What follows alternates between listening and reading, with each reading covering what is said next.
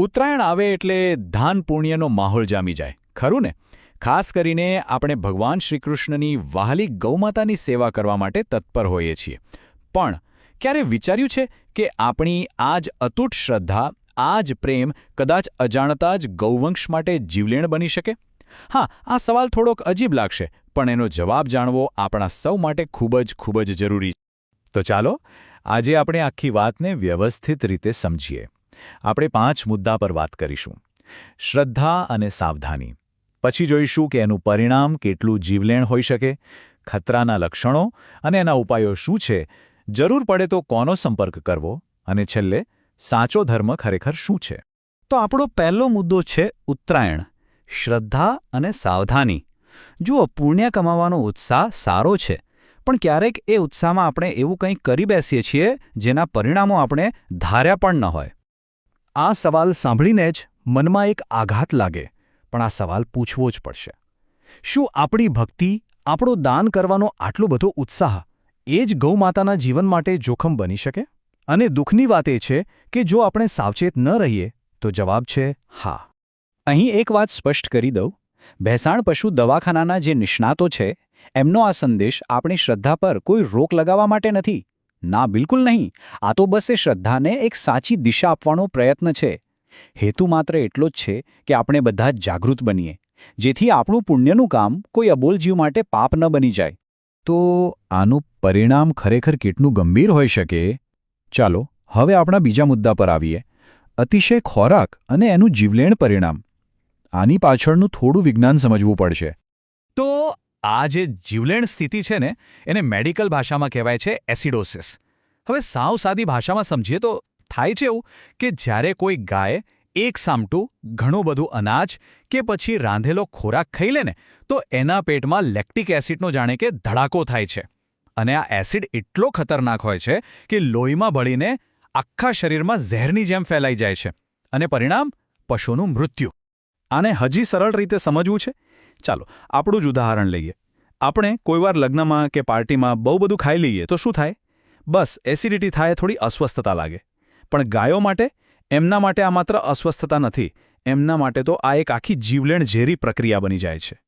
અને સવાલ એ થાય કે જોખમ કઈ વસ્તુઓથી છે? દુઃખની વાત એ છે કે એ જ બધી વસ્તુઓ જે આપણે ખૂબ પ્રેમથી ખવડાવીએ છીએ, ઘૂઘરી, લાપસી, લાડવા, રોટલા, કોઈ પણ પ્રકારનું અનાજ કે લોટ, જો થોડી માત્રામાં આપો તો કદાચ વાંધો ન આવે. પણ ઉત્તરાયણના દિવસે શું થાય? સેંકડો લોકો થોડું ખવડાવે છે, અને એ બધું ભેગું થઈને અતિશય બની જાય છે, અને એ જ જીવલેણ સાબિત થાય છે. તો પછી આપણે શું કરી શકીએ? કેવી રીતે ધ્યાન રાખવું? આપણો ત્રીજો મુદ્દો આ જ છે. ખતરાના લક્ષણો અને તેના ઉપાયો. આટલી જાણકારી પણ કોઈનો જીવ બચાવી શકે છે. તો ધ્યાનથી સાંભળજો. જો તમને કોઈ ગાય દેખાય જે અચાનક ખાવાનું બંધ કરી દે, વાગોળવાનું બંધ કરી દે, એનું પેટ એકદમ ઢોલ જેવું ફૂલી જાય, એ સાવ નિસ્તેજ અને સુસ્ત દેખાય, અથવા તો એને પાતળા ઝાડા થઈ જાય, તો સમજી જજો કે આ એસિડોસિસના ગંભીર ચેતવણીના સંકેતો છે. હવે ઘણા લોકો તરત જ ઘરેલું ઉપચાર કરવાનું શરૂ કરી દે છે. પણ એક વાત ખાસ યાદ રાખજો, સાચું નિદાન થયા વગર કોઈ પણ દવા કે ઉપચાર આપવો એ વધારે નુકસાન કરી શકે છે. એટલે સૌથી પહેલું અને સૌથી સાચું પગલું એ જ છે કે તાત્કાલિક કોઈ સારા પશુ ચિકિત્સકનો સંપર્ક કરવો. અને આ તાત્કાલિક સંપર્ક એટલે કોને ફોન કરવો? આ છે આપણો ચોથો અને કદાચ સૌથી મહત્વનો મુદ્દો. આ નંબર તો દરેકના ફોનમાં સેવ હોવો જ જોઈએ. 1962 1962. આ આપણી રાજ્ય સરકારની કરુણા એનિમલ હેલ્પલાઇન છે. અને હા, એ બિલકુલ ફ્રી છે. ક્યાંય પણ કોઈ પણ પશુ તમને તકલીફમાં દેખાય, બસ જરા પણ મોડું કર્યા વગર આ નંબર લગાવી દેવાનો. હેલ્પલાઇન તો છે જ, પણ જો કોઈને વધારે જાણકારી કે નિષ્ણાત માર્ગદર્શનની જરૂર પડે તો ભેંસાણ પશુ દવાખાનાના ડૉક્ટર ઘનશ્યામ વગાસિયાનો સંપર્ક કરી શકાય છે. એમને આ વિષયની ઊંડી સમજ છે, અને એ ચોક્કસપણે સાચી સલાહ આપી શકશે. તો આ બધી વાતનો સાર શું નીકળ્યો? ચાલો આપણા અંતિમ અને સૌથી અગત્યના મુદ્દા પર આવીએ. સાચો ધર્મ એટલે સંયમિત દાન. કારણ કે સાચી કરુણા સારવાર કરવામાં નથી, પણ રોગને થતો અટકાવવામાં છે. આપણા વડવાઓ કંઈ અમસ્તા જ નથી કહી ગયા કે આગ લાગે ત્યારે કૂવો ખોદવા ન જવાય. આ કહેવત અહીં એકદમ બરાબર બંધ બેસે છે. સમસ્યા થઈ જાય પછી દોડાદોડ કરવા કરતાં સમસ્યાને થતી જ અટકાવીએ એમાં જ સાચી સમજદારી છે. શ્રદ્ધાનો અર્થ એ નથી કે આપણે બસ ખવડાવીને આપણી જવાબદારી પૂરી સમજી લઈએ. ના, સાચો ધર્મ તો એ જીવનું કલ્યાણ થાય એની ચિંતા કરવામાં છે.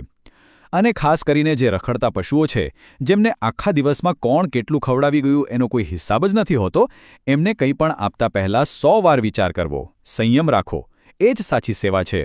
તો ચાલો આ ઉત્તરાયણ પર આપણે એક સંકલ્પ કરીએ. આપણી ભક્તિને, આપણી શ્રદ્ધાને જ્ઞાન સાથે જોડીએ અને ભગવાન શ્રીકૃષ્ણને જે ગૌવંશ આટલો પ્રિય છે એની રક્ષા માત્ર ખવડાવીને નહીં પણ એમની સાચી સુરક્ષાનું ધ્યાન રાખીને કરીએ. યાદ રાખજો, આપણું સાવચેતીનું એક નાનકડું પગલું કોઈ અબોલ જીવ માટે જીવનદાન બની શકે છે.